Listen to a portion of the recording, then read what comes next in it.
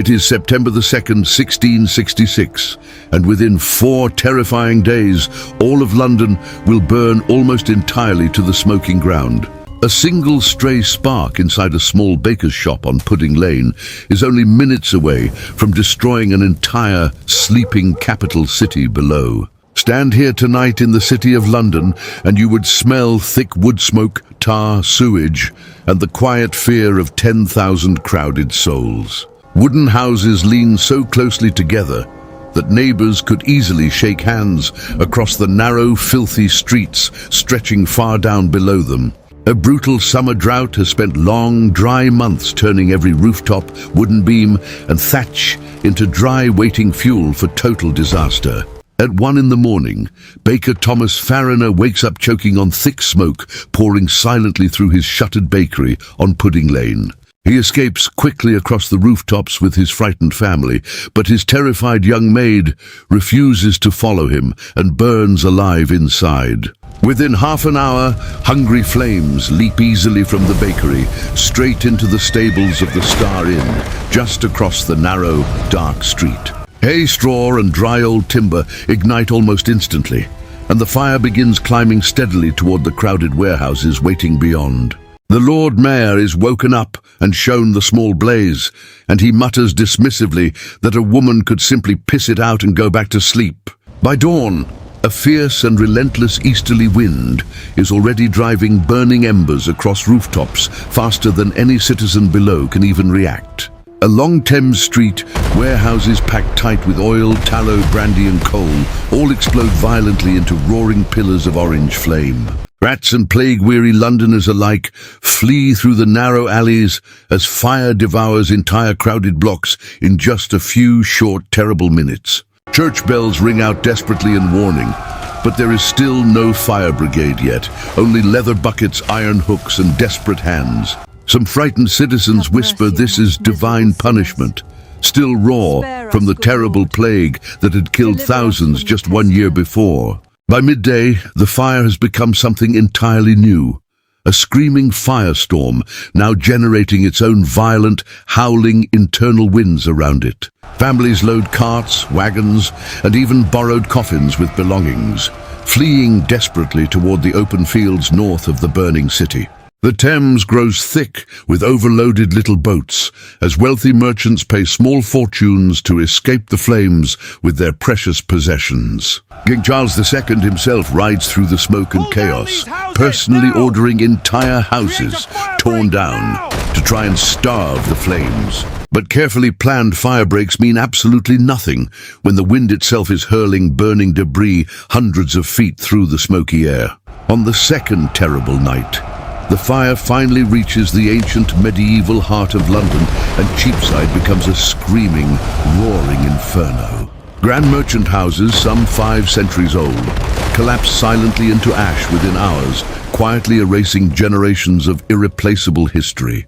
Molten lead pours down the burning streets from the melting roof of St. Paul's Cathedral, like some terrible, ancient vision of hell itself. The great cathedral's ancient stones explode from the unbearable heat, shattering old monuments that had quietly survived since Norman times.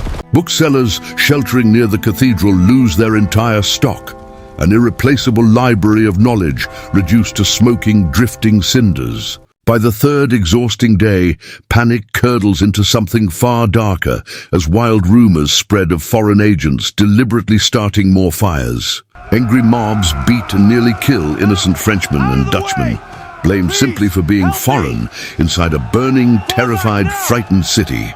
Soldiers are hurriedly deployed not just to fight the raging flames, but to stop panicked Londoners from tearing each other apart in raw fear. Homeless refugees now number in the tens of thousands, camping quietly in open fields with nothing left but what they managed to carry out.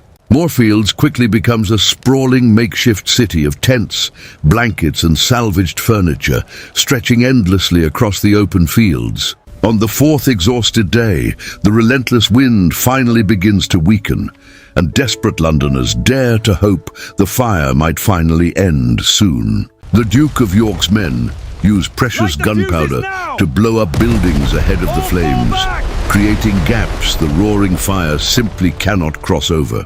Slowly, painfully, the roaring wall of orange fire begins to stall against the wide, deliberate gaps torn violently through the old, ruined city. By Wednesday night, after 4 brutal days of non-stop destruction, the flames finally die down into smoking, smoldering ruins of the city. 87 ancient churches and over 13,000 houses now lie reduced to ash across the smoking heart of the entire ruined city. Astonishingly, official records list only a small handful of confirmed deaths, though most historians believe the true toll remains far higher.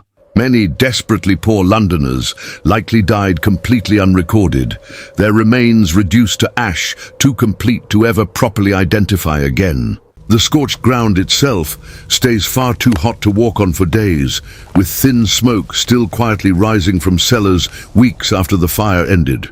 Nearly 70,000 of the city's roughly 80,000 residents are left suddenly, completely and utterly homeless overnight after this. London, once one of Europe's greatest capitals, has become a smoking, blackened wasteland within less than 96 brutal, terrible hours. Wandering slowly through the ruins, architect Christopher Wren sees not only devastating destruction, but an extraordinary, rare opportunity. He proposes wide, grand boulevards and open piazzas, though stubborn property owners quietly resist rebuilding entirely on brand new foundations. Instead, London slowly rises again, largely along its old winding medieval streets, but now finally built from solid brick and heavy stone. Strict new laws demand fireproof building materials, wider streets, and firm rules on exactly how close new buildings may stand together now. Wren's ultimate masterpiece, a magnificent new St. Paul's Cathedral, will slowly rise from these very ashes over the following 3 decades. The Great Fire destroyed an entire medieval city, but from its ashes rose a stronger, safer, and far more modern London than ever seen before. The wooden, plague-ridden alleys of old London were finally gone, replaced by wide brick streets deliberately built to resist future flames. A tall stone monument still stands near Pudding Lane today, quietly marking the exact spot where this terrible inferno first began burning. Walk those very same streets now, and nothing remains of that terrible September, except cold stone, quiet memory, and a lasting, dark myth. If this cinematic journey through the terror of 1666 gripped you, please hit subscribe for more forgotten history brought vividly to life again.